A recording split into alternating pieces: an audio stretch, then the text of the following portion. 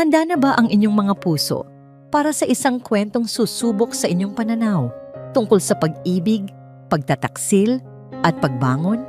May mga sugat na tila hindi na kayang gamutin, lalo na kung ito'y nagmula sa mga taong pinag-alayan mo ng iyong buong buhay. Ngunit paano kung ang bawat sampal ng kahapon ay ang siya palang magtutulak sa'yo patungo sa isang maningning na bukas? Bumagsak ang luma at gutay-gutay na maleta sa mamasa-masang lupa, kasabay ng malakas na kulog. Nagsabog ang mga damit sa paligid. Mga damit na minsang naging marangya, ngayoy isa ng basahang walang halaga sa gitna ng putik. Nakatayo si Alonsina sa gitna ng malakas na ulan. Hindi alintana ang panunuot ng lamig sa kanyang mga buto. Mas malamig, mas masakit ang yelong bumabalot sa kanyang puso. Sa kanyang harapan, sa lilim ng marangyang pinto ng Villa Esmeralda, nakatayo ang 2 taong naging buo niyang mundo sa loob ng 3 taon. Mga walang kwentang gamit para sa isang walang kwentang babae. Ang matinis na boses ni Doña Generala Mondragon ay sumugat sa hangin. Mas matalas pa sa kidlat na gumuhit sa madilim na kalangitan. Umalis ka na. Huwag ka nang magpapakita pa sa pamamahay na ito. Isa kang kahihiyan sa pangalan ng mga Mondragon. Binaling ni Alonsina ang kanyang mga mata sa lalaking nasa tabi nito, si Dakila, ang kanyang asawa. Ngunit ang dakilang nakikita niya ngayon ay estranghero. Walang bakas ng pagmamahal, walang bahid ng awa sa mga mata nito. Ang tanging naroon ay pagkainis at isang malamig na distansya. Nakahawak ang kamay nito sa baywang ng isang babaeng nakangiti ng matamis. Isang ngangiting puno ng lason, si Marikit.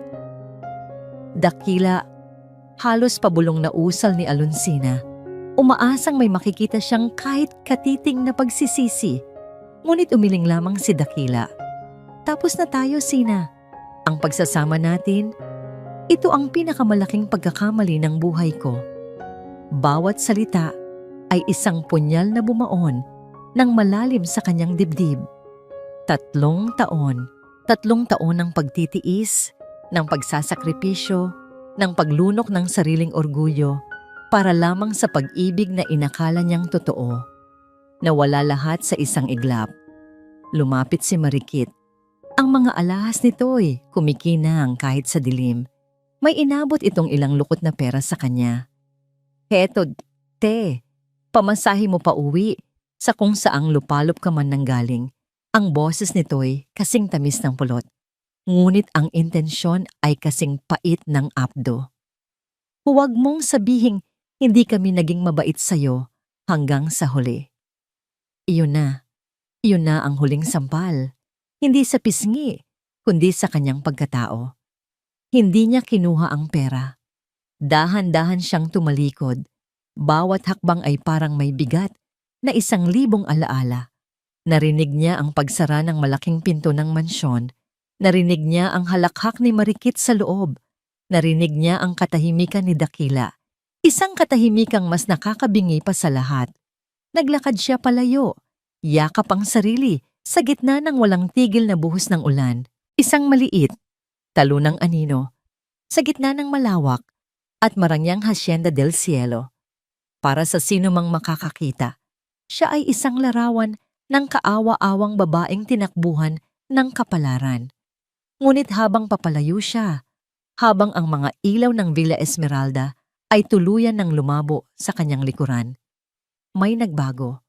Huminto siya sa ilalim ng isang puno. Dahan-dahan niyang itinaas ang kanyang mukha. Hinayaang hugasan ng ulan ang mga luhang, hindi niya namalayang dumaloy pala. Ang kaninang anyo ng pagtitiis at pighati ay dahan-dahang naglaho sa kanyang mukha. Napalitan ito ng isang bagay na matagal nang natutulog sa kanyang kalooban. Isang bagay na mapanganib. Isang malamig at kalkuladong nangiti ang sumilay sa kanyang mga labi. Hindi ito ngiti ng kaligayahan, kundi ng isang pangako. Isang pangako ng pagbabalik. Mula sa kanyang basang bulsa, kinuha niya ang isang simpleng telepono. Ibang-iba sa mamahaling telepono ng mga Mondragon. Ginamit niya ang kanyang nanginginig na daliri upang i-dial ang isang numero. Pagkatapos ng isang ring, may sumagot. "Ma'am?" Isang magalang na boses ang tumugon mula sa kabilang linya. Tumuwid ang tayo si Alonsina. Ang kanyang boses, nang siya'y magsalita, ay hindi na ang mahinang boses ng isang api. Ito ay matatag, puno ng autoridad, at walang bahid ng anumang emosyon. Ihanda ang lahat. Utos niya. Ang emergency board meeting. I-take over ang lahat ng assets ngayon na. May sandaling katahimikan sa kabilang linya na tila nagulat sa biglaang utos. Pero Ma'am Alonsina, sigurado po ba kayo? Oo, sagot niya, habang nakatanaw pabalik sa mansyon na ngayon ay isang tuldok na lamang sa dilim. Tapos na ang pagpapanggap. Ibinaba niya ang tawag. Ang ulan ay patuloy pa rin sa pagbuhos, ngunit para kay Alonsina, sumikat na ang araw. Oras na, bulong niya sa hangin. Oras na para makilala nila kung sino talaga ang kinakalaban nila. Di isang itim at dekalidad na sasakyan ang tahimik na bumabagtas sa basang kalsada ng syudad. Sa loob, nakatanaw si Alonsina sa mga ilaw na nagmistulang mga nagdudugong kulay sa salaming nababalot ng hamog. Wala na ang gutay-gutay na damit at ang itsurang kaawa-awa. Nakasuot na siya ngayon ng isang simpleng itim na bestida at coat na ibinigay sa kanya ng driver na sumundo sa kanya. Ngunit ang damit ay panlabas lamang. Sa loob, ang sugat ay sariwa pa. Ang bawat patak ng ulan sa bintana ay tila isang alaala, isang kabanata ng 3 taong puno ng pagtitiis. Bumalik ang kanyang isipan, 1 taon na ang nakalipas. Nilalagnat si Dakila, hindi magkamayaw sa pag-aalaga si Alonsina. Magdamag siyang hindi natulog, pinupunasan ang noo nito ng maligamgam na tubig, pinapalitan ng basang damit, at tinitimpla ang gamot. Nakita niya ang pagod sa mukha ng asawa dahil sa problema sa kumpanya, at ibinuhos niya ang lahat para lang gumaan ang pakiramdam nito. Kinaumagahan, nang bumaba siya para ipaghanda ito ng almusal, isang matalim na boses ang sumalubong sa kanya. "Ano ba yang itsura mo, babae?" Sabi ni Doña Generala habang nagkakape, hindi man lang siya tinitingnan. Para kang katulong na napuyat sa labada. Nakakahiya kang humarap sa mga bisita. Mag-ayos ka nga. You are a Mondragon. Hindi na niya nagawang sumagot. Ang pagod at puyat ay biglang napalitan ng kirot. Ang babaeng nasa harapan niya ay ang ina ng lalaking inalagaan niya buong gabi. Isang panibagong alaala ang sumunod, mas masakit. Ang Mondragon Prime Holdings ay muntik ng malugi. Isang malaking kontrata ang kailangan nilang makuha, ngunit kulang sila sa pondo para sa isang mahalagang presentasyon. Lihim na pumunta si Alonsina sa isang sanglaan, dala niya ang isang maliit na kahon. Sa loob nito ay ang huling pamana ng kanyang ina, isang kwintas na may pendant na hugis araw. Habang sinusuri ng appraiser ang alahas, naramdaman niya ang pagtulo ng kanyang luha. Ibinigay niya ang lahat ng perang nakuha niya sa isang bank account na hindi nakapangalan sa kanya at ipinadala iyon sa kumpanya bilang isang anonymous donation. Nailigtas ang kumpanya. Ipinagdiwang iyon ng mga Mondragon sa isang mamahaling restaurant ni hindi nila alam na ang nagligtas sa kanila ay ang babaeng kasama nila sa mesa, ang babaeng tinawag ni Doña Generala na palamuti lang. Pero ang pinakamabigat na lason ay hindi pa dumarating. Ang huling alaala ang pinakamasakit sa lahat. Isang gabi, habang natutulog si Dakila, umilaw ang telepono nito sa tabi ng kama. Kinuha niya ito. Akala niya'y isang importanteng email mula sa opisina. Ngunit isang text message ang bumungad sa kanya mula sa pangalang Marikit. "Thanks for tonight, mahal. You were amazing. Can't wait to do it again." Sa sandaling iyon, gumuho ang mundo ni Alonsina. Ang pag-ibig na pinanghahawakan niya, ang pag-asang pinaniniwalaan niya, lahat ay naging abo. Sa gabing iyon, sa tabi ng natutulog niyang asawa, tahimik siyang umiyak hanggang sa maubos ang kanyang luha. At doon nagsimula ang lahat. Doon namatay ang dating Sina. Ngunit sa gitna ng kadilimang yon, may isang tanglaw. Naalala niya si Ginhawa, ang kanilang matandang kasambahay. Siya lamang ang nakakita sa kanyang pamumula ng mga mata kinabukasan. Hinila siya nito sa kusina at inabutan ng isang tasang mainit na tsa. "Ma'am Sina," mahinang sabi ni Ginhawa, puno ng pag-aalala. "Ang punong hindi yumuyuko sa bagyo, nababali. Minsan, kailangan din nating sumabay sa ihip ng hangin." Sa mga salitang iyon, naramdaman ni Alonsina ang tanging simpatiya sa loob ng impyernong iyon. Si Ginhawa ang naging saksi sa lahat ng kanyang pagtitiis. Huminto ang sasakyan at bumalik sa kasalukuyan ang isip ni Alonsina. Nasa harapan sila ng isang matayog at modernong gusali. Ang entrance ay eksklusibo at mahigpit ang seguridad. Bumaba siya ng sasakyan at sumalubong sa kanya ang isang lalaking nakauniporme. Yumuko ito ng may paggalang. "Good evening, Ma'am Soliman." Tumango lang siya at pumasok sa grand lobby na kumikinang sa ginto at marmol. Sumakay siya sa private elevator at sa bawat palapag na kanyang inaakyat, tila iniiwan niya sa ibaba ang bawat piraso ng kanyang masakit na nakaraan. Huminto ang elevator sa pinakatuktok, penthouse. Pagbukas ng pinto, isang pamilyar at mainit na muka ang sumalubong sa kanya. Nakatayo roon si Ginhawa, nakangiti, hindi bilang isang kasambahay, kundi bilang isang kaibigan. Ang mga mata nito ay puno ng pag-unawa. Ang penthouse ay malawak at napakaganda. Tanaw mula sa salaming pader nito ang buong syudad. Isang mundo na malayong-malayo sa Villa Esmeralda. "Mabutit nakarating ka ng ligtas," sabi ni Ginhawa.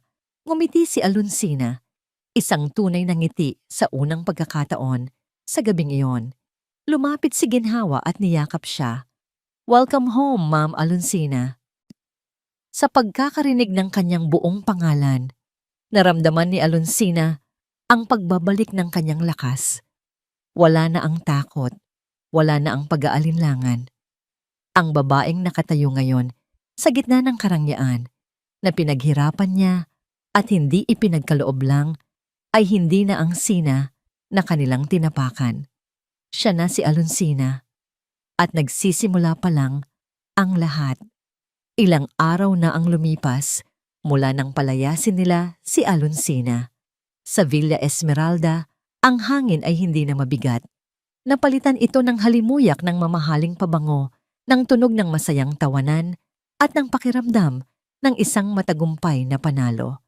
Para kay Dakila Mondragon, para siyang nakahinga muli nang maluwag matapos ang isang matagal na pagkakasakal. Nakatayo siya sa balkonahe kasama si Marikit, tanawang kumikinang na swimming pool sa kanilang hardin. Ang babae ay nakasandig sa kanyang dibdib. Ang perpektong mukha nito ay nagliliwanag sa ilalim ng ilaw ng buwan. "Hindi mo alam kung gaano ako kasaya ngayon, mahal," bulong ni Dakila habang isinusuot sa leeg ni Marikit ang isang maningning na kwintas na may diamante. "Finally, everything is perfect.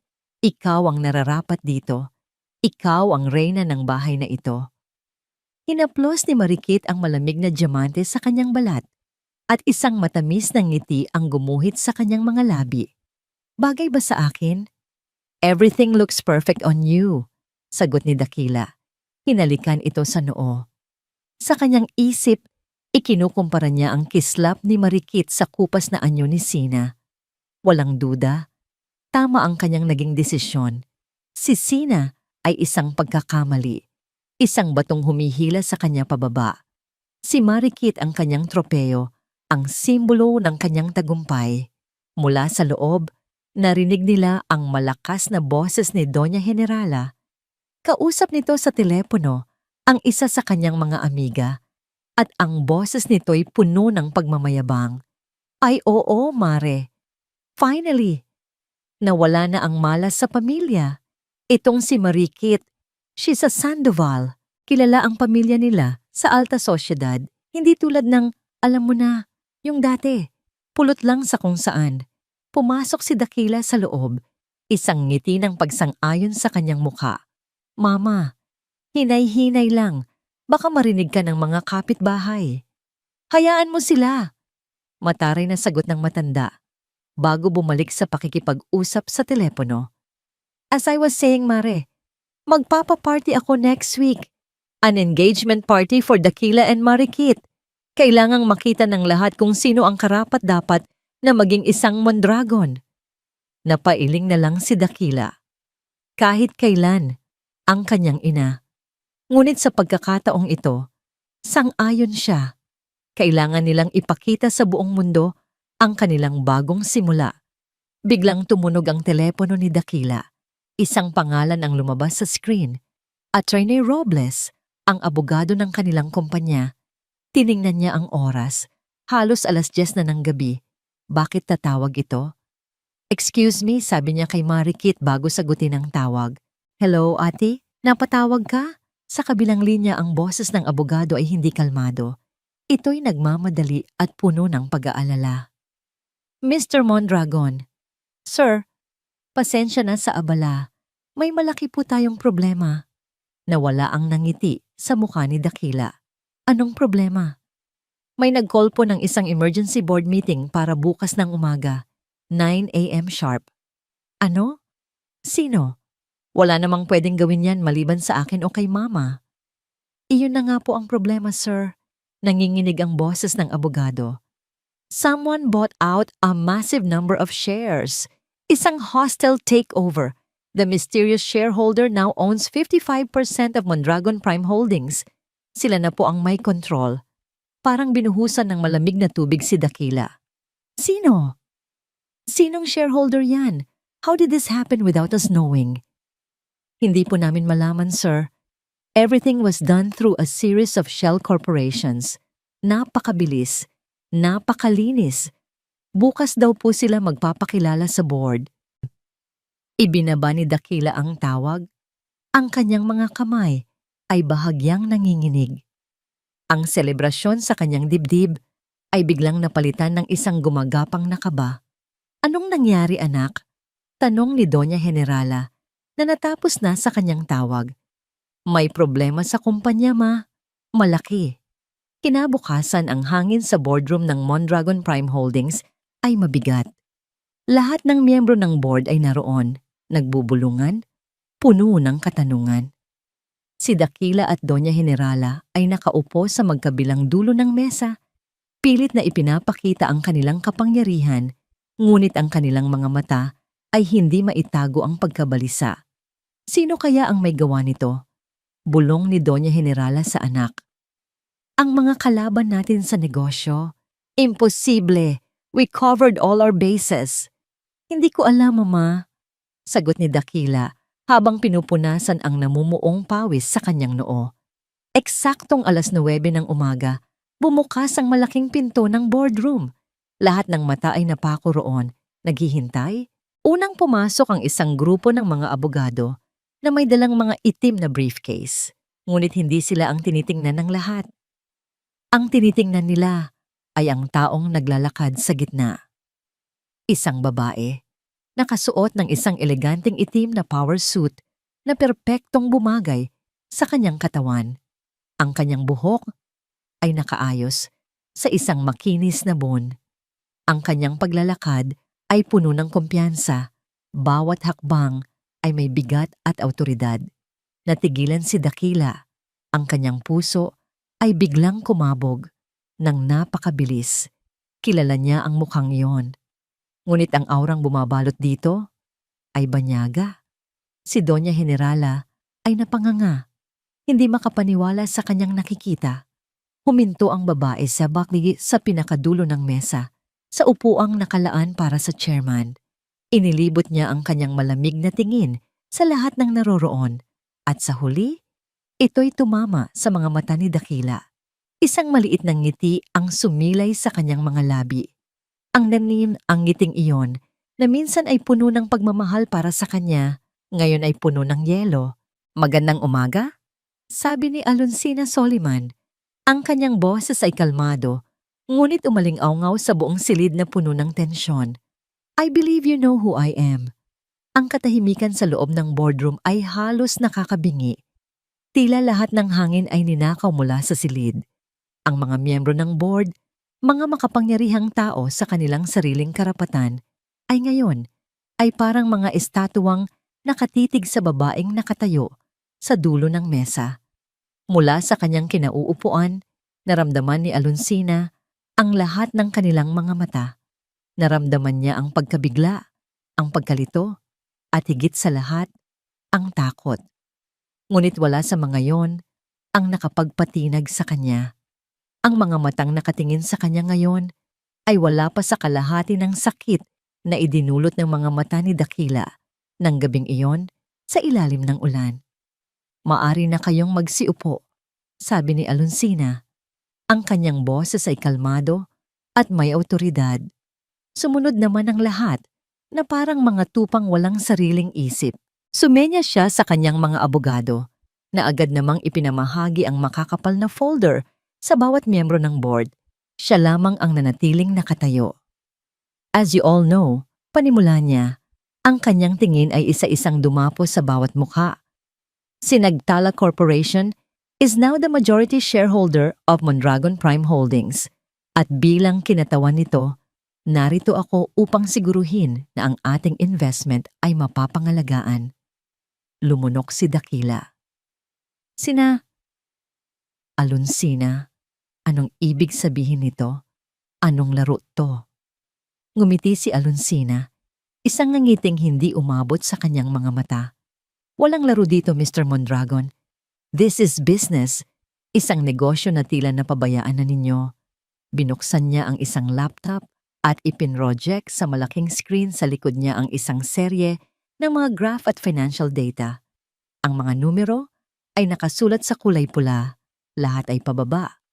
Sa nakalipas na 3 taon, ang Mondragon Prime Holdings ay unti-unting nauubusan ng dugo.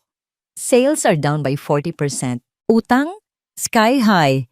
At ang stock value, pinakamababa sa kasaysayan ng kumpanya. Anyari?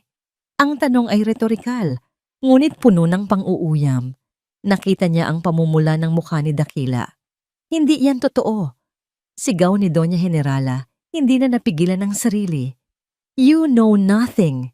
Wala kang alam sa pagpapatakbo ng negosyo. Isa ka lang. Palamuti. Isang babaeng walang ginawa, kundi umasa sa asawa niya. Hindi nagbago ang ekspresyon ni Alonsina. Dahan-dahan niyang ibinaling ang kanyang tingin sa matanda. With all due respect, Doña Generala, nagsalita siya ng may lamig na nakapagpayelo sa buong silid. Ang tinatawag ninyong walang alam, ang siyang nagmamay-ari ng kumpanyang ito ngayon. Humakbang siya palapit. At ang incompetence ko, kung tawagin ninyo, ay hindi ang nagdala sa Mondragon Prime Holdings sa bingit ng pagkalugi.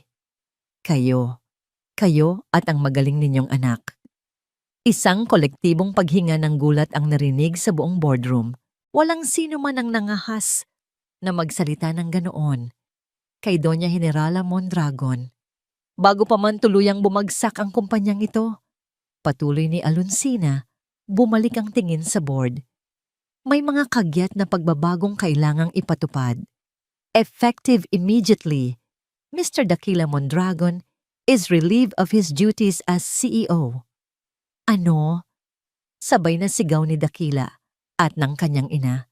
Nagpatuloy si Alonsina na parang walang narinig.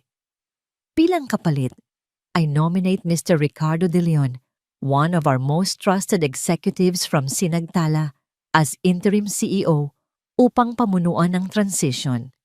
Tumayo si Dakila. Ang kanyang mga kamao ay nakakuyom sa gilid. Ang kanyang mukha ay isang pinaghalong galit, kahihiyan, at isang emosyong hindi niya maintindihan, takot. Hindi mo pwedeng gawin to sa akin, Alonsina. Sa amin. This is my family's company. Correction. Putol ni Alonsina. This was your family's company. Ngayon, Pag-aari na ito ng mga taong marunong magpalago ng pera, hindi magsunog nito. Tinalikuran niya si Dakila at hinarap muli ang board. Ang kanyang mensahe ay malinaw. Ang dating hari ay wala ng kapangyarihan. Pangalawa, sabi niya, ang kanyang boses ay lalong tumigas. Magkakaroon ng isang full, independent audit sa lahat ng departamento. Bawat piso na pumasok at lumabas sa kumpanyang ito sa nakalipas na 3 taon ay bubusisiin. Sa kanyang peripheral vision, nakita niya ang bahagyang paninigas ng isang tao sa kabilang dulo ng silid. Isang tao na kanina pa, tahimik na nanonood. Si Marikit Sandoval. Dahan-dahan, ibinaling ni Alonsina ang kanyang tingin dito. Nagtama ang kanilang mga mata. Nakita ni Alonsina ang pagkukunwaring kalma sa mukha ni Marikit. Ngunit ang mga mata nito ay hindi makapagsinungaling. May takot doon. Isang malamig na ngiti ang muling sumilay sa labi ni Alonsina. Ang huling piyesa ay ilalagay na niya sa chessboard. At para masigurong mabilis at maayos ang lahat, pagtatapos niya, ang kanyang boses ay malinaw at matatag, habang hindi inaalis ang tingin kay Marikit. Uumpisahan natin ang audit sa marketing department. Ang departamentong pinamumunuan ni Miss Marikit Sandoval. Ang dating opisina ni Dakila ay siya na ngayong tanggapan ni Alonsina. Ang mga litrato nila na dating nakadisplay sa mesa ay wala na. Napalitan na ito ng mga business chart at mga dokumento mula sa Sinagtala Corporation. Ang buong silid ay sumisigaw ng kapangyarihan at pagbabago. Nakatayo si Alonsina malapit sa malaking bintana. Nakatanaw sa abalang syudad sa ibaba. Nang bumukas ng malakas ang pinto. Hindi na siya nagulat kung sino ito. Anong ginagawa mo, Alonsina? Ang boses ni Dakila ay garalgal. Isang pinaghalong galit at pagkalito. Sumagot ka. Ito ba ang paghihiganti mo? Dahil lang iniwan kita? Dahan-dahan siyang lumingon. Ang kanyang mukha ay kalmado. Umupo ka, Dakila. Hindi ako uupo. Sigaw niya ang kanyang pagiging CEO ay naglaho na. Napalitan ng isang desperadong lalaki. Gusto kong malaman ang totoo. Saan mo nakuha ang lahat ng ito? Ang pera, ang kapangyarihan. Ang babaeng kilala ko ay hindi kayang gawin ito. Mali, mahinahon niyang sagot. Ang babaeng inakala mong kilala mo ang hindi kayang gawin ito. Pero ang totoo, Dakila, hindi mo naman talaga ako sinubukang kilalanin. Lumapit siya sa kanyang mesa at umupo. Ipinag-krus ang kanyang mga kamay. Hindi ito paghihiganti. Gaya ng sinabi ko kanina, ito ay negosyo. Your company was dying. I just bought it before it turned to dust. Sinungaling, akusa ni Dakila. This is personal. Ginagawa mo to. Para saktan ako. Para saktan si Mama. Sa pagbanggit ng ina nito, isang malamig na kislap ang dumaan sa mga mata ni Alonsina. Huwag na huwag mong babanggitin ang nanay mo sa akin. Ang pananakit na ginawa ninyo sa akin sa loob ng 3 taon. Katiting lang ito. Natahimik si Dakila. Sa kauna-unahang pagkakataon, nakita niya ang sakit sa mga mata ni Alonsina. Isang sakit na hindi niya kailanman pinansin noon. Ngunit ang pride nito ay mas malakas. Si Marikit, pag-iiba niya ng usapan. Alam kong gagawin mo ang lahat para sirain siya. You're setting her up. Ang audit na yan, pakana mo lang yan para ipahiya siya. Napailing na lang si Alonsina sa narinig. Ang pagiging bulag nito ay hindi pa rin nagbabago. Bakit mo ba siya pinoprotektahan ng ganyan, Dakila? Dahil ba mahal mo siya? O dahil siya ang perpektong imahe ng isang Mondragon na hindi ko kailanman naibigay sa inyo? Hindi nakasagot si Dakila. Get out! Mahinang utos ni Alonsina. Marami pa akong trabaho. Mga problemang iniwan mo. Naiwang nakatayo si Dakila. Gulong-gulo ang isip. Puno ng galit, lumabas siya ng opisina. Isinara ang pinto ng malakas. Samantala, sa kabilang bahagi ng gusali, ang marketing department ay puno ng tensyon. Dumating ang mga auditor. Seryoso ang mga mukha. at sinimulang kunin ang lahat ng financial records. Si Marikit, sa kabila ng kanyang pagkabalisa, ay pilit na nagpapakita ng isang kalmadong itsura. "Please cooperate with them fully." Sabi niya sa kanyang mga staff, ang boses ay matatag. Ngunit sa loob-loob niya, ang kanyang puso ay dumadagundong. Nang magkaroon ng pagkakataon, pumasok siya sa kanyang opisina at nilock ang pinto. Mabilis niyang binuksan ang kanyang computer. Nanginginig ang kanyang mga kamay habang nagnanavigate siya sa mga folder. May mga files doon, mga peking invoice, mga padded expense report, mga transaksyon sa mga kumpanyang multo na kailangan niyang burahin. Ito ang mga ebidensya ng kanyang pagnanakaw. Click, delete. Click, delete. "Miss Sandoval?" Isang katok sa pinto ang nagpatigil sa kanya. "Just a minute!"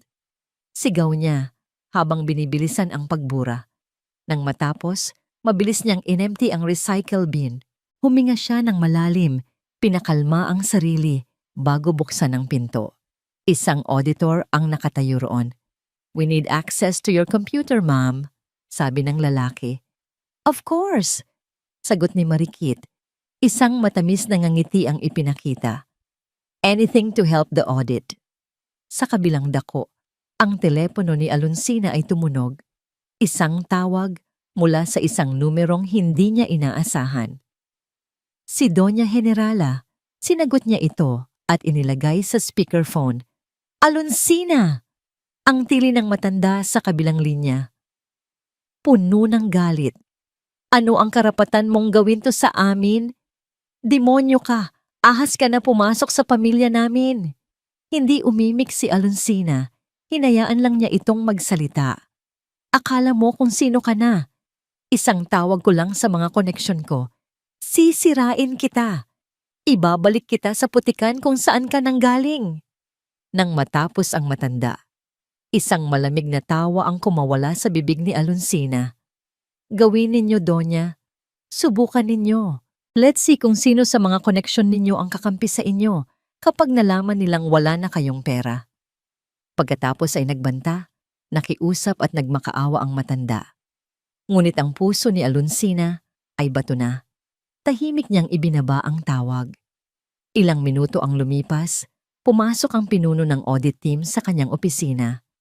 "Ma'am Soliman," sabi nito, "may problema po." "Ano yon?"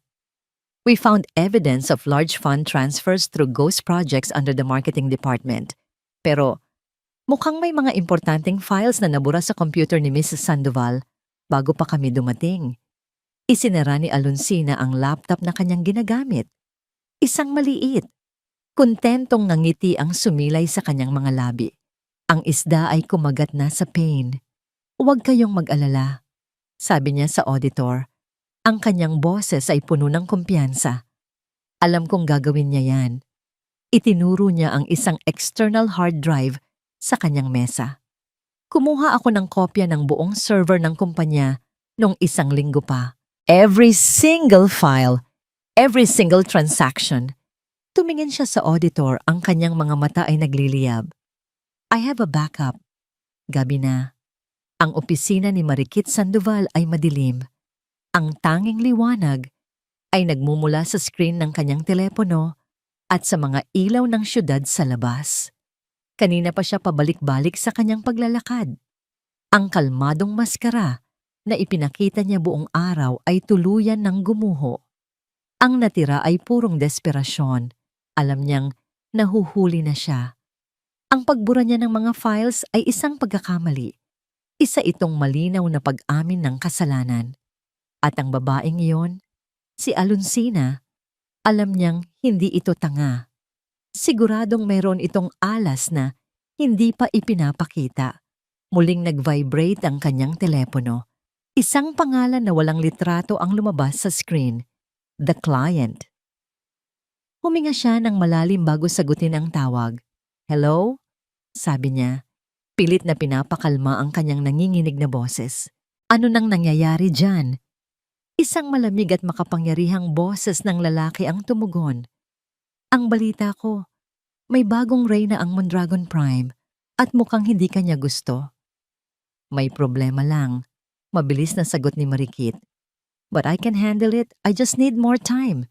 Isang tuyong tawa ang narinig niya mula sa kabilang linya. Time. Wala na tayong oras, Marikit. Kailangan ko na ang blueprints para sa Project Phoenix. Yung babaeng Soliman na yan, she's from Sinagtala. Matalas yan. Bago pa niya makuha ang lahat ng assets, kailangan nating makuha ang pinakamahalaga. Napasabunot si Marikit sa kanyang buhok. Alam ko, ginagawa ko na ang lahat. Gawin mo pa ang mas maigi, mariing sabi ng lalaki. Gamitin mo yang si Dakila. Kahit wala na siyang posisyon, alam kong alam niya ang tungkol sa proyekto. He's a lovesick fool. Paikutin mo sa mga daliri mo. Seduce him. Do whatever it takes. Kung hindi mo makukuha ang mga dokumento sa loob ng 24 na oras, kalimutan mo na ang bayad mo. At kalimutan mo na ring makakaalis ka ng bansa ng ligtas. Click! Ibinaba ng lalaki ang tawag na patitig si Marikit sa kanyang telepono. Ang banta ay malinaw. Hindi lang pera ang nakataya dito, kundi ang kanyang kalayaan. Lovesick fool. Natawa siya ng mapait. Tama ang lalaki. Si Dakila ay isang tanga. Isang mayabang, arogante, at bulag na tanga na madaling naniwala sa kanyang mga matatamis na salita at mga pekeng halik. Sa lahat ng lalaking pinaikot niya, ito na ang pinakamadali. Ngunit ito rin ang pinakakomplikado dahil sa biglaang pagdating ni Alonsina. Walang pag-aalinlangan, dinial niya ang numero ni Dakila.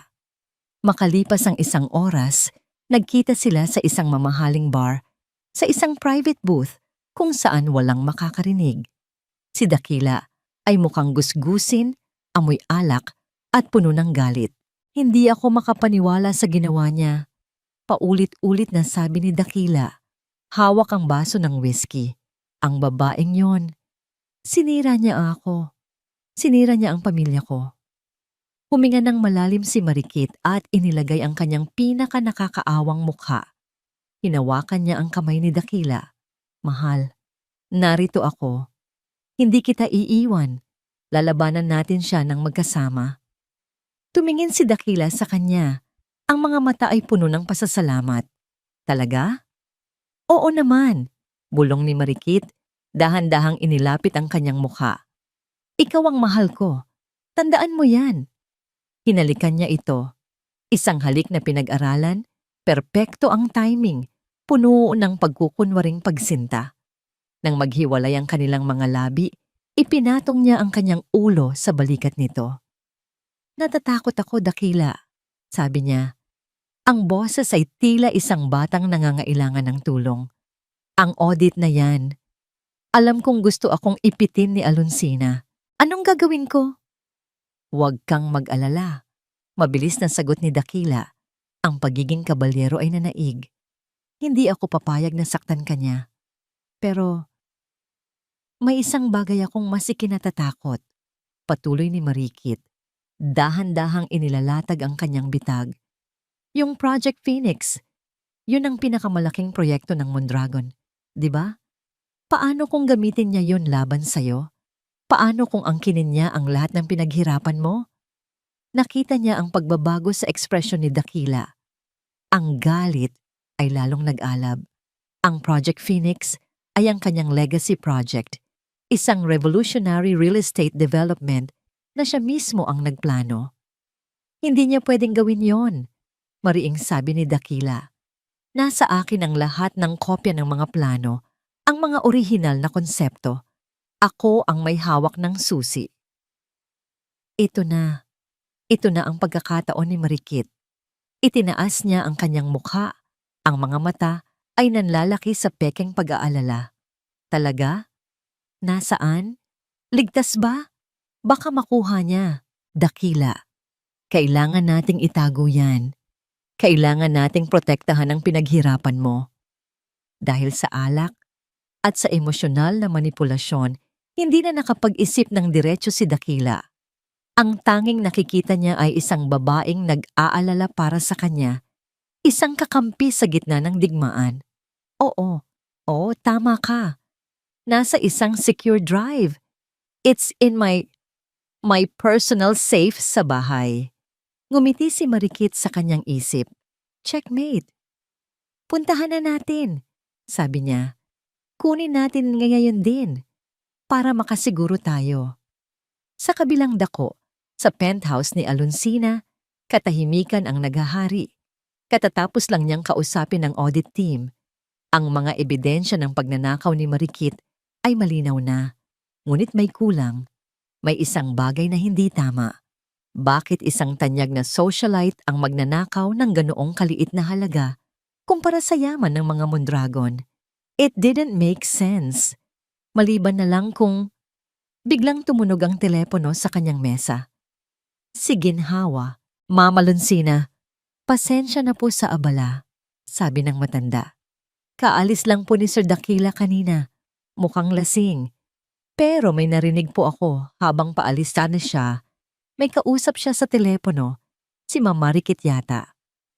Ano ang narinig mo, Wawa? Tanong ni Alonsina. Biglang naging alerto. Hindi po malinaw, ma'am. Pero narinig ko pong binanggit niya ang pangalan ng isang proyekto. Phoenix po yata yon.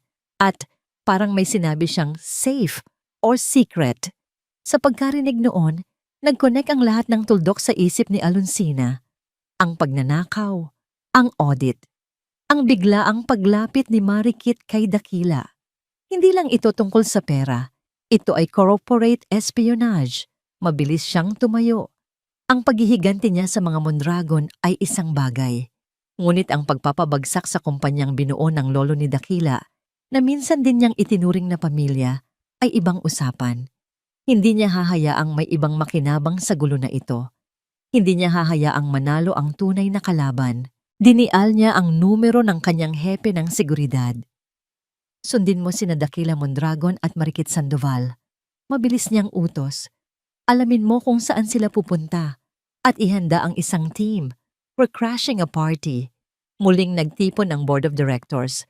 Pero ngayon, iba na ang pakiramdam. Hindi na ito isang simpleng corporate meeting.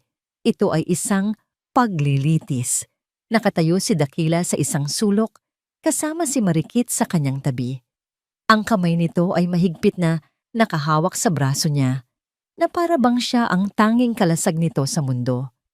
Napuno ng determinasyon ang puso ni Dakila, hindi siya papayag na apihin ni Alonsina ang babaeng mahal niya. Sa kabilang dako, nakaupo si Doña Generala. Ang muka ay parang isang bulkang nagbabantang sumabog. Nakatayo si Alonsina sa harapan, kalmado at kontrolado. Sa likod niya, ang malaking screen ay blanko pa. Salamat sa inyong pagdalo sa maikling paunawa. Panimula ni Alonsina, ang boses ay matatag. May mga bagong impormasyon tayong natuklasan mula sa inisyal na audit at sa tingin ko'y mahalagang malaman ninyong lahat. Ikinumpas niya ang kamay sa kanyang assistant. Sa isang iglap, ang screen ay nagliwanag. Lumitaw dito ang mga bank statement, mga pekeng purchase order, at mga flowchart na nagpapakita ng daloy ng pera mula sa Mondragon Prime Holdings patungo sa isang serye ng mga offshore account. Sa dulo ng lahat ng transaksyon, isang pangalan. Marikit R. Sandoval, isang kolektibong paghinga ng gulat ang narinig. Kasungalingan, sigaw ni Marikit. Ang boses ay nanginginig sa pagkukunwaring galit. That's fabricated.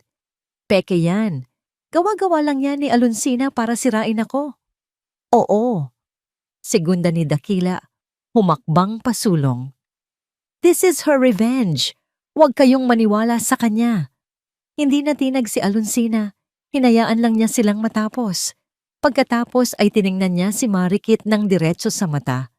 Talaga, Miss Sandoval? Peke? Kung ganoon, maipapaliwanag mo ba kung bakit ang digital signature mo ay nasa bawat isa sa mga aprobadong transaksyon na ito? Ipinakita sa screen ang close-up ng pirma ni Marikit. Namutla ito. Ngunit bago pa man may makapagsalita, nagpatuloy si Alonsina. Tumingin siya sa buong board. Ang pagnanakaw sa kumpanya ay isang malaking kasalanan. Huminto siya sandali. hinayaang lumubog ang bawat salita. Pero, dagdag niya, ang kanyang boses ay biglang bumaba, naging mas mapanganib. Hindi pa yan ang pinakamatindi niyang kasalanan. Sa isang click ng remote, nagbago ang nasa screen. Ang mga dokumento ay nawala. Napalitan ito ng isang video, isang grainy na kuha mula sa isang security camera sa parking lot ng isang mamahaling hotel. Sa video, nakita nila si Marikit na may dalang isang maliit na briefcase. Maya-maya, isang itim na kotse ang huminto. Bumaba ang isang lalaki. Ang mukha nito ay pamilyar sa lahat ng nasa mundo ng negosyo. Si Mr. Alonso de Villa, ang CEO ng kanilang pinakamalaking karibal. Nanigas si Dakila sa kanyang kinatatayuan. Ang kanyang puso ay nagsimulang dumagundong na parang tambol. Anong ginagawa ni Marikit kasama ang lalaking yan? Sa video, nakangiting iniabot ni Marikit ang briefcase kay Mr. De Villa. Kinuha naman nito ang isang makapal na sobre at ibinigay sa kanya. Nagkamay sila. Bago sumakay muli sa kotse si De Villa, malinaw na nakita sa video ang laman ng briefcase nang buksan niya ito sandali. Ang mga blueprints at mga dokumento na may markang Classified Project Phoenix. Nagtapos ang video. Katahimikan. Isang nakakabinging katahimikan ang bumalot sa buong silid. Dahan-dahan, lumingon si Dakila kay Marikit. Ang pagtanggi ay nakikipaglaban sa katotohanang nasaksihan ng kanyang mga mata. Marikit, anong ibig sabihin niyan ng dibin yan? Sa wakas, ang maskara ni Marikit ay tuluyang bumagsak. Ang pagkukunwaring takot at pagiging inosente ay naglaho. Napalitan ito ng isang malamig at mapanuyang ngiti. Tiningnan niya si Dakila na para bang ito ang pinakanakakatawang bagay sa mundo. Ano sa tingin mo ang ibig sabihin ni Anne? Sabi niya, ang boses ay puno ng lason. Oo, niloko kita. Ibinenta ko ang mga sikreto ng kumpanya ninyo. At ang dali-dali mo lang palang utuin, Dakila. Parang isang malakas na sampal ang mga salitang yon. Ang buong mundo ni Dakila ay gumuho sa isang iglap. Ang pagmamahal na inakala niyang totoo. Ang babaeng ipinaglaban niya. Ang babaeng ipinagpalit niya sa kanyang asawa. Lahat ay isang malaking kasinungalingan. Isa lang siyang tanga. Isang kasangkapan. Ang mga bulungan sa paligid ay parang mga bubuyog sa kanyang tainga. Ang mga mapanuring tingin ng board, ang galit sa mukha ng kanyang ina, ang malamig na tagumpay sa mga mata ni Alonsina. Lahat ay tumutusok sa kanya. Siya ang CEO. Siya ang hari ng imperyong ito. At hinayaan niyang makapasok ang ahas sa kanilang paraiso. Hindi. Bulong niya. Habang umaatras, ang lakas ay unti-unting nawawala sa kanyang mga tuhod. Hindi totoo yan. Dakila. Isang malakas na sigaw ang narinig. Lumingon ang lahat. Si Doña Generala, na kanina pa hindi makapagsalita sa sobrang gulat at galit, ay nakahawak sa kanyang dibdib. Ang kanyang mukha ay namumutla. Bago pa man may makalapit, ang kanyang mga mata ay pumuti at bumagsak siya mula sa kanyang upuan. Mama! Sigaw ni Dakila. Ngunit ang kanyang mga paa ay tila nakapako sa sahig. Pumasok ang mga security at mabilis na dinampot si Marikit. Habang kinakabitan siya ng posas, tumawa lang ito ng malakas. Bago siya ilabas, tumigil siya sa tapat ni Alonsina. Nanalo ka na, bulong ni Marikit. Sapat lang para marinig niya. Congratulations! Pero ano ang halaga ng tagumpay mo? Tumingin ka sa paligid mo. Wasak na ang lahat. Inilabas si Marikit habang ang mga medik ay inaasikaso si Doña Generala. Naiwan si Dakila na nakatayo sa gitna ng kaguluhan ng kanyang nawasak na imperyo. Tumingala siya at nakita ang mga mata ni Alonsina. Walang galit doon. Walang tuwa. Ang tanging nakita niya ay isang nakakalungkot na kahungkagan. At iyon ang mas sumugat sa kanya. Ang boardroom ay wala ng tao. Ang mga naiwang papel at mga nabitawang tasa ng kape ay ang tanging saksi sa kaguluhang naganap kanina. Nakatayo pa rin si Alonsina sa gitna ng silid, nakatanaw sa bintana, sa libu-libong ilaw ng syudad na parang mga bituing abot kamay. Nanalo siya. Napatunayan niya ang lahat. Nailantad niya ang mga kasinungalingan. Nabawi niya ang kumpanya. Ipinakita niya sa lahat, lalo na kay Dakila at Doña Generala, kung sino ang tunay na may kapangyarihan. Ito ang sandaling pinangarap niya sa loob ng maraming buwan. Ito ang tagumpay na naging gasolina niya sa bawat araw ng pagpaplano. Pero bakit? Bakit parang may kulang? Bakit sa halip na pakiramdam ng lubos na kasiyahan, ang nararamdaman niya ay isang malawak na kahungkagan? Ang huling sinabi ni Marikit ay umalingaw-ngaw sa kanyang isipan. Nanalo ka na. Pero ano ang halaga ng tagumpay mo? Naalala niya ang itsura ni Dakila nang gumuho ang mundo nito. Ang pagkabigla, ang sakit, ang tuluyang pagkawala ng kayabangan sa mga mata nito. Naalala niya ang pagbagsak ni Doña Generala. Sa kabila ng lahat ng galit niya sa matanda, hindi niya inaasahan na makaramdam siya ng kahit katiting na awa. Ang paghihiganting kanyang inasam ay parang isang masarap na prutas na naging abo ng kanyang kagatin. Hindi niya namalayang naglalakad na pala siya palabas ng gusali. Sumakay siya sa kanyang sasakyan, ngunit sa halip na umuwi sa kanyang magarang penthouse, itinuro niya sa kanyang driver ang isang lumang address. Isang maliit na bahay sa isang tahimik na subdivision. Ang bahay kung saan nakatira si Ginhawa. Pagdating niya, sinalubong siya ng mainit na yakap ng matanda. Walang tanong, walang panghuhusga. Tila alam na alam ni Ginhawa ang kailangan niya sa sandaling iyon. Nagtimpla ako ng paborito mong tsaa. Nak, sabi lang nito. Sa maliit na kusina ni Ginhawa, umupo si Alonsina. Ang amoy ng sinaing at ng pinipritong isda ay nagbalik sa kanya sa isang panahong mas simple. Sa isang panahong, ang tanging pangarap niya ay ang maging isang mabuting asawa. Tapos na, Wawa! Bulong ni Alonsina habang nakatingin sa kanyang tasa ng tsaa. Alam ko, mahinang sagot ni Ginhawa. Umupo sa tapat niya. Napanood ko sa balita. Isang luha ang pumatak mula sa mata ni Alonsina. Sinundan ng isa pa hanggang sa hindi na niya ito napigilan. Umiyak siya. Hindi iyak ng pighati o galit kundi iyak ng pagod. Pagod mula sa pagpapanggap, sa pakikipaglaban, sa pagtatago ng sakit. Sa harap ni Ginhawa, pinayagan niya ang sarili niyang maging mahina. Pinayagan niyang lumabas ang lahat ng bigat na matagal na niyang kinimkim. Bakit ganito, Wawa? Ikbin niya. Nanalo ako. Pero bakit parang ako ang talo? Hinawakan ni Ginhawa ang kanyang mga kamay. Ang mga palad nito ay kulubot, ngunit puno ng init. Dahil ang paghihiganti, nak, ay parang pag-inom ng lason at pag-aantay. Namamatay ang kaaway mo. Sa huli, ikaw din ang nalalason. Tumingin si Alonsina sa matanda. Ang kanyang mga mata ay puno ng pagkalito. Ang ginawa mo ay tama, patuloy ni Ginhawa. Itinama mo ang mga mali, pero ang tunay na laban, hindi pa tapos. Ang laban sa sarili mo.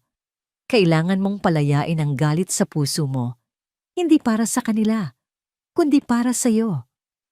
Paano? Patawarin mo ang sarili mo, sagot ni Ginhawa. Patawarin mo ang sarili mo sa pagpayag na saktan kanila noon.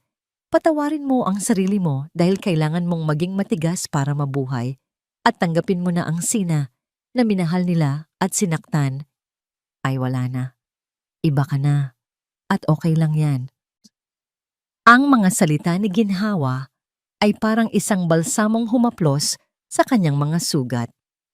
Sa sandaling iyon, sa maliit na kusinang iyon, naramdaman ni Alonsina ang isang kapayapaang hindi niya naramdaman sa tuktok ng kanyang tagumpay. Nagring ang kanyang telepono. Isang mensahe mula sa kanyang assistant. tungkol sa kalagayan ni Doña Generala. Stable na ito, ngunit kailangang manatili sa ospital. Isang mild stroke. Hindi siya nakaramdam ng saya. Hindi rin siya nakaramdam ng lungkot. Ang naramdaman niya ay wala. Isang pagtanggap sa nangyari. Tumingin siya sa kanyang refleksyon sa madilim na bintana ng kusina. Isang babaeng makapangyarihan, isang CEO, isang reyna ng isang imperyo. Ngunit sa ilalim ng lahat ng iyon, sino ba talaga siya? Sino ako ngayon, Wawa? Tanong niya, halos pabulong. Ngumiti si Ginhawa. Ikaw si Alonsina. At ngayon, malaya ka nang piliin kung sino ka talaga, kung ano ang gusto mong maging. Tumango si Alonsina. Tama si Ginhawa. Tapos na ang digmaan sa labas. Ang paglalakbay sa loob ay ngayon palang magsisimula. Tumayo siya. Pinunasan ang kanyang mga luha. Ang bigat sa kanyang dibdib ay bahagyang gumaan. Salamat, Wawa. Uuwi na sana siya nang may marinig silang katok sa pinto ng opisina sa penthouse. Isang hindi inaasahang katok sa gitna ng gabi. Nang buksan niya ito, isang anyo ng pagkatalo ang tumambad sa kanya. Si Dakila. Ang buhok ay gulo-gulo. Ang damit ay lukot. Ang mga mata ay namumugto. Ang dating kayabangan ay ganap ng naglaho. Napalitan ng isang desperadong pagsisisi. Dahan-dahan, sa harap ni Alonsina, ang lalaking minsan niyang minahal at kinamuhian ay lumuhod. Sina? Narinig niyang sabi nito. Ang boses ay basag at puno ng hikbi. Pakiusap, patawarin mo ako. Nakatayo si Alonsina sa may pintuan ng kanyang opisina. Nakatingin sa lalaking nakaluhod sa kanyang harapan. Ang sahig na gawa sa Italian marble ay malamig, ngunit mas malamig ang pakiramdam na gumagapang sa kanyang puso. Ito si Dakila, ang lalaking minsan niyang pinangarap makasama habang buhay, ang lalaking sumira sa mga pangarap na yon. Patawarin mo ako, Sina. Paulit-ulit na sabi ni Dakila. Ang kanyang katawan ay nanginginig sa paghikbi. Nabulag ako, naging tanga ako. Sa kayabangan, sa pera, sa lahat. Pinakawalan ko ang pinakamahalagang bagay sa buhay ko. Pinakawalan kita. Hindi gumalaw si Alonsina. Hinayaan lang niya itong ilabas ang lahat. Walang emosyon sa kanyang mukha. Wala ang dating sakit. Wala ang galit. Ang naroon ay isang kalmadong distansya na para bang nanonood siya ng isang eksena sa pelikula na alam na niya ang katapusan. Tumayo ka, Dakila. Sabi niya, ang kanyang boses ay hindi galit, hindi rin maawain. Ito ay simpleng utos. Dahan-dahang tumayo si Dakila. Ang kanyang muka ay basang-basa ng luha. Sina, pakiusap. Bigyan mo ako ng isa pang pagkakataon. Babaguhin ko ang lahat. Aayusin ko ang lahat ng sinira ko. Magsimula tayo ulit. Ako, mahal pa rin kita. Sa pagkarinig ng mga salitang mahal pa rin kita, isang bagay ang gumalaw sa loob ni Alonsina. Ngunit hindi ito kilig, hindi ito pag-asa. Ito ay isang uri ng kalungkutan para sa lalaking nasa harapan niya. Humakbang siya palapit, hindi para yakapin ito, kundi para harapin ng may buong katatagan. Mahal? Mahinahon niyang tanong. Alin doon, Dakila? Ang pagmamahal na ipinaramdam mo nung hinahayaan mo ang nanay mong yurakan ang pagkatao ko araw-araw? O ang pagmamahal na nakita ko sa mga mata mo noong gabi na pinalayas ninyo ako sa ilalim ng ulan? Hindi nakasagot si Dakila. Bawat salita ni Alonsina ay isang sampal ng katotohanan. Huli na ang lahat para dyan. Patuloy ni Alonsina. Ang kanyang boses ay nanatiling kalmado.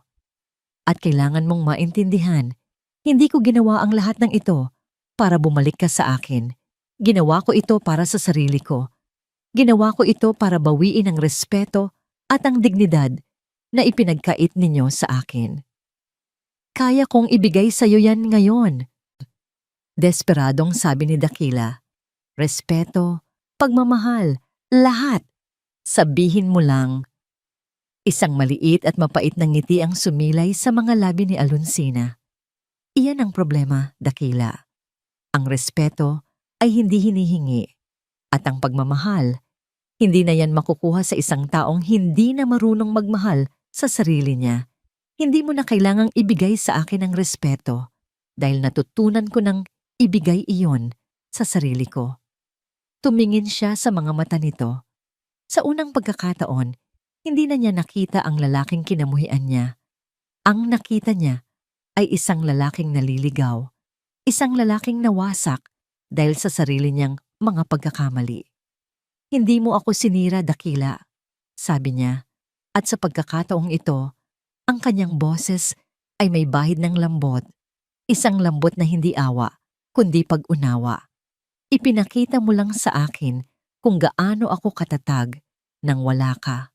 At para doon, siguro, dapat pa kitang pasalamatan. Tumalikod siya at lumakad pabalik sa kanyang mesa. Isang malinaw na senyales na tapos na ang usapan. Ang pintong ito, sabi niya, habang nakatalikod, ay naisara na noong gabing umalis ako at hinding-hindi na ito muling magbubukas para sa'yo. Umalis ka na, dagdag niya. At sana, sa pag-alis mo, simulan mo ring ayusin ang sarili mo. Hindi para sa akin, kundi para sa'yo. Naiwang nakatayo si Dakila. Bawat salita ni Alonsina ay tumagos sa kanyang puso. Hindi na parang punyal, kundi parang isang gamot na napakapait, ngunit kailangan niyang lunukin para gumaling. Walang galit sa mga salita niya.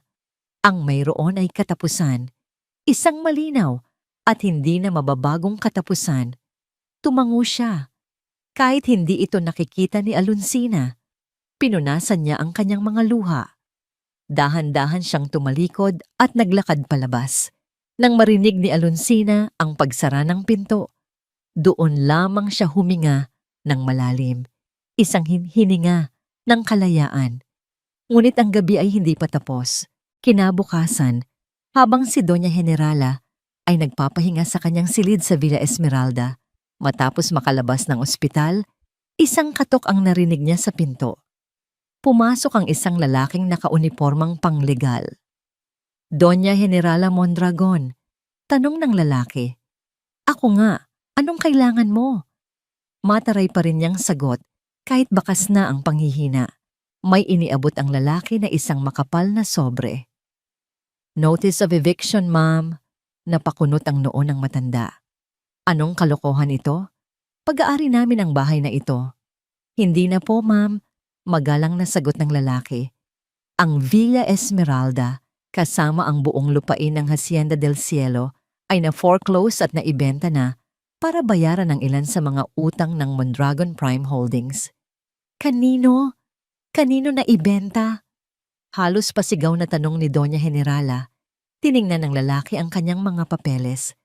Ang bagong may-ari po ng property na ito, ayon sa titulo, ay isang Alonsina R. Soliman. Ang araw ay sumisikat, ngunit para kay Dakila, ito ang pinakamadilim na umaga ng kanyang buhay. Ang marangyang Villa Esmeralda, ang bahay kung saan siya lumaki, ang simbolo ng kanilang kapangyarihan, ay hindi na kanila. Nakatayo siya sa gitna ng sala, napapaligiran ng mga kahon. Ang mga mamahaling painting ay tinanggal na sa pader. Ang mga antigong vase ay nakabalot na sa papel. Ang mga chandelier ay natatakpan ng puting tela. Ang dating palasyo ay isa na ngayong malamig at walang buhay na bodega ng mga alaala. Sa isang sulok, nakaupo ang kanyang ina, si Doña Generala. Ngunit hindi na ito ang babaeng palaban at matinis ang boses. Ang babaeng nakaupo ngayon ay tahimik. Isang nakakatakot na katahimikan. Ang kanyang mga mata ay blanko, nakatitig sa kawalan. Ang stroke, kasama ang pagbagsak ng kanilang yaman, ay kinuha ang kanyang apoy. Ang natira na lang ay isang matandang babae, marupok at talunan. Mahinang tawag ni Dakila. Kailangan na po nating umalis. Nag-aantay na po yung sasakyan. Hindi lumingon ang kanyang ina, hindi ito kumibo. Lumapit si Dakila at lumuhod sa harapan nito. Mapatawad.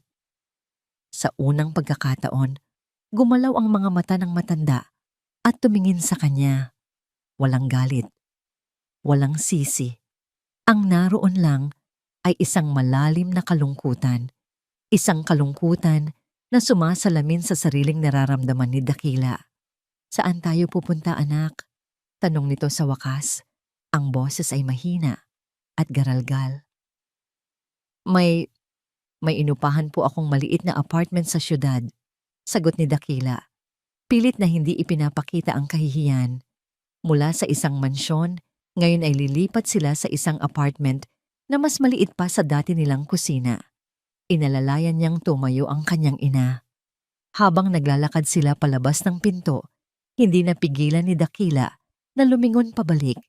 Naalala niya ang araw. Ilang buwan lang ang nakalipas kung paano nila pinalaya si Alonsina sa mismong pintong ito.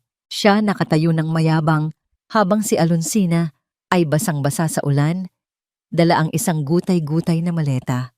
Ngayon, sila naman ang umaalis, dala ang iilang kahon, dala ang bigat ng kanilang mga kasalanan.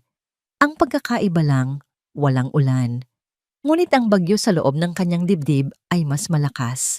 Matapos umalis ang sasakyan ng mga Mondragon, isa pang kotse ang tahimik na pumasok sa gate ng Villa Esmeralda. Bumaba si Alonsina. Hindi siya nakasuot ng power suit, kundi isang simpleng puting bestida lamang. Ang hangin ay sariwa. Ang araw ay mainit. Hindi siya pumasok sa loob ng bahay. Sa halip, naglakad siya papunta sa hardin. Ang hardin kung saan siya madalas magtago para umiyak nang walang nakakakita. Ang hardin kung saan niya naramdaman ang sukdulan ng pag-iisa. Ngayon, ang hardin ay tahimik, payapa. Umupo siya sa isang bench sa ilalim ng isang malaking puno ng mangga. Mula roon, tanaw niya ang buong kabahayan. Hindi niya ito binili para ipamukha sa kanila ang kanyang tagumpay. Binili niya ito para isara ang isang kabanata. Ang lugar na ito, na naging simbolo ng kanyang kalbaryo, ay kailangan niyang angkinin para tuluyang makalaya mula sa mga multo nito. Pumasok siya sa loob ng bahay. Ang katahimikan ay sumalubong sa kanya. Nilakad niya ang bawat sulok, ang hagdanan kung saan niya narinig ang masasakit na salita. Ang kusina, kung saan siya nagluto ng mga pagkaing hindi man lang pinansin. Ang silid kainan, kung saan siya kumain ng mag-isa. At sa wakas, ang kanilang dating kwarto. Ang kwarto kung saan siya umasa at nabigo gabi-gabi. Sa ibabaw ng isang maliit na mesa sa tabi ng bintana, may isang bagay na naiwan. Isang picture frame. Nakatayo ito na para bang sadya itong iniwan para sa kanya. Kinuha niya ito. Ito ay isang litrato nila ni Dakila. Kuha noong unang taon ng kanilang pagsasama. Nakangiti sila pareho. Mga ngiting totoo, puno ng pag-asa at pagmamahal, bago pa pumasok ang laso ng pera at kayabangan, bago pa gumuho ang lahat. Isang mainit na likido ang dumaloy sa kanyang pisngi. Isang luha. Ngunit hindi ito luha ng pighati. Hindi rin ito luha ng galit. Ito ay luha ng pamamaalam. Pamamaalam sa babaeng nasa litrato. Ang babaeng inosente at nagmahal ng buo, na kailanman ay hindi na magbabalik. Pamamaalam sa mga pangarap na minsan niyang binuo sa loob ng bahay na ito. Hinaplos niya ang litrato. Paalam, Sina, bulong niya. Dahan-dahan, inilapag niya ang picture frame pabalik sa mesa. Ngunit ngayon, nakataob na ito. Tumalikod siya at naglakad palabas ng silid, palabas ng bahay. Hindi na lumingon pa. Iniwan niya sa loob ng bahay na yon ang lahat ng sakit, lahat ng pait, lahat ng alaala. Paglabas niya sa hardin, sinalubong siya ng sinag ng papalubog na araw.